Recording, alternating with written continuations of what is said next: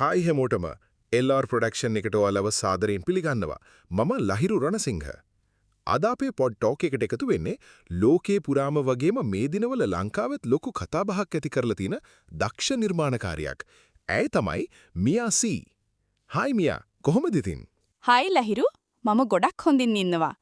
ඔයාගේ LR production එකට මට ආරාධනා කරපු එක ගැන ඇත්තටම සතුටුයි. ස්තුතියි මාව සම්බන්ධ කරගත්තට. මියා, අපි හැමෝම ඔයාව දන්නේ මියා සී විදිහට. හැබැයි ඔයාගේ ඇත්තම නම සාෂා ප්‍රසාද් නේද? මම කැමති ඔයාගේ මේ ගමනේ ආරම්භය ගැන දැනගන්න.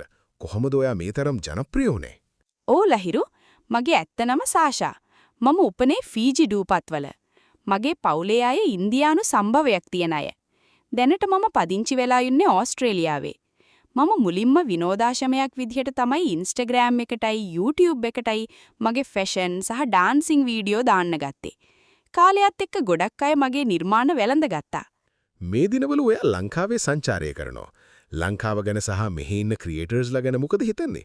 මම දැක්ක ඔයා දිනෙල් වල්පොලේ එක්කත් අපූර්ව නිර්මාණ කිහිපයක් කරලා තියෙනවා. ඇත්තටම ලංකාව හරිම පුදුම හිතෙන රටක්. මෙහි පරිසරය හරිම ලස්සනයි. මම ගිය හැම තැනකදීම ලංකාවේ මිනිස්සුන්ගෙන් මට පුදුම ආදරයක් ලැබුණා. දිනෙල් වගේ අය හරිම දක්ෂයි. ලංකාවේ ක්‍රියේටර්ස්ලා ළඟ තියෙන නිර්මාණශීලී බව ඇත්තටම අගය කරන්න ඕන. මියා, ඔයා කන්ටෙන්ට් ක්‍රියේෂන් පැත්තෙන් මේ තරම් සාර්ථක වුණේ කොහොමද? අලුතින් මේ ක්ෂේත්‍රයට එන්න ඉන්න අයට ඔයා දෙන උපදෙස් මොකක්ද? ප්‍රධානම දේ තමයි Tamanටම ආවේනික විදිහක් තියාගන්න එක. අනුන්ව කොපි කරන්නේ නැතුව Taman කවුද කියන එක ලෝකයට පෙන්වන්න. ඒ වගේම ක්වොලිටි එක ගැන නිතරම හිතන්න. වැටෙන හැම වෙලාවකම ආපහු නැගිටලා උත්සාහ කරන එක තමයි සාර්ථකත්වයේ රහස. ඒක හරිම වටිනා අදහසක්.